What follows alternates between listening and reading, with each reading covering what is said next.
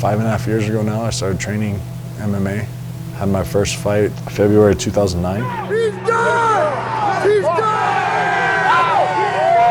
March of 2010, I signed with the UFC, had my first fight. Travis Browne, he rocked him. Travis Browne! And the rest has been history. You know, just been on the tear. Now I'm back and I'm rolling. Travis Hoppa Browne, a rising star in the heavyweight division. Travis Browne! There's a reason why not everybody wants to fight up here at heavyweight division. There's a reason why guys cut to make light heavyweight. You know, this is one of the hardest hitting divisions there is. No, this is the hardest hitting division that there is. People don't want to fight up here for a reason. I was just plotting. Travis Browne has done it! Oh my goodness! He's got to look out for these elbows. Those are nasty. He's out. Wow! Travis Browne. What I do in the cage is temporary. It'll come and it'll go. It's easy to get caught up in who you are in that cage and what people say that you are, or to define yourself by what you do. You know, I'm a different kind of athlete, both mentally and physically, and I embrace it and I welcome it.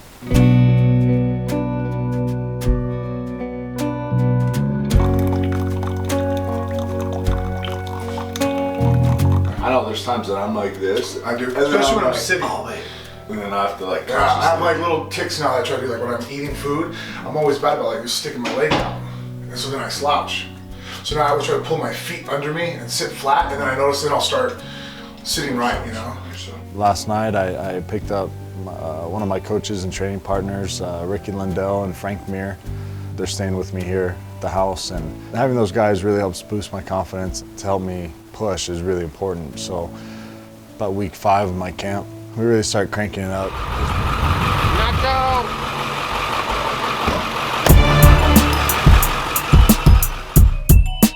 A day like today, the intensity picks up, the buzz around the gym really picks up. We have Tim Kennedy, Clay Guida, we got John Jones, myself, all training for fights that are coming up in April. So, you know, the gym's really intense right now. Today was like some shark rounds, man. They're horrible. We're hitting mitts for about a minute, and then we put Frank on me against the cage, or you know, in his guard or on top of me or whatever, and you know, I have to get up and get out or improve my position and dominate, and you know, then it's right back to hitting pads. And today we did I think 5 minute rounds of that, and it's a hard push, man, because you know, your coach holding pads doesn't get tired, and Frank doesn't get tired working for the minute that he works. So it's taxing. Over the last 3 years that I've been here at Jackson Winkeljohn's, we've definitely gotten closer with Jackson and Winkeljohn. You know, when you have so many athletes like they do, the ones that I believe are going to stick out in their mind are the ones that put in the most work, the ones that work the hardest, the ones that have the most passion about what they do, and the ones that will listen and they are successful because they listen, they implement the game plan, they implement what you taught them. They represent the gym and you as a coach well. My mindset going into a workout is that, you know, I'm gonna make my coach quit, I'm gonna make my training partners quit. You know, I want them to, at the end of the workout, to understand that there's nothing that you could do to stop me. And you know, that's my goal. And that's, you know, by the end of the 9 weeks, that's what I start to do. When I don't sleep a lot, like I didn't get a good night's sleep, my appetite goes to shit. Yeah. Like right now, I just want to pass the fuck out. I'm like, We're at Rudy's, enjoying a heavyweight meal. caveman diet here, right? It's about 2 pounds. Enough for Ricky to eat. We're trying to get him up to 170 before he leaves, so we can enjoy his love handles. Travis is my boy. He was only heavyweight that was looking like fucking Dominic Cruz. He's out there being, I was impressed how athletic he was. Like, he's sitting there switching his feet, moving his head, throwing shots. I'm like, is this guy really pulling this shit off? Holy cow. The disadvantage, some would call disadvantage, is my age, and that this is like my first run. Some of the younger guys, you know, they're 20, early 20s, something like that. You know, if they fall off for a fight or two, you know, they have time to make it back, to reinvent themselves and all that kind of They're stuff. still young for heavyweight, bro. Yeah, but still young. yeah. Yeah. You know, it reminds me of anybody who watches The Game of Death. right? It was a Bruce Lee movie that he died. He was halfway making through it, not even halfway through. He fought a movie scene, and at the end of the thing, it's these different chambers of different martial arts to represent the journey that he had to go. He fought at the top of this temple, right? So the very last guy I had fight was the ultimate martial artist. It was Kareem Abdul-Jabbar. Oh, that's right, yeah. Right, saying that basically you have a martial artist who's now a super athlete. Because back then, martial arts was always for the little guy, the guy that couldn't get dirt kicked in his face. Like, how do you compete against a big guy? So now the concept was, well, what if you give a great athlete martial arts abilities?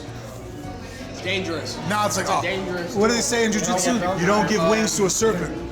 Yeah, Helio Gracie. Helio Gracie. You don't teach big men jiu-jitsu because it's like giving wings to a serpent. You gonna try this pie, dude? I love pie. We eat like heavyweights because we are heavyweights and we're allowed to. And I will show off every single second of my diet to all the lighter weights and make them jealous because I can. You know, I work hard to fight at this heavyweight division.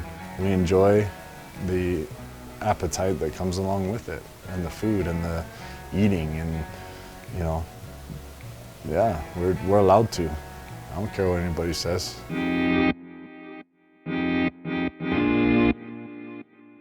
Yeah, I think having that warrior spirit comes from where I was born and raised and who I was around, but that's where my humble heart comes from.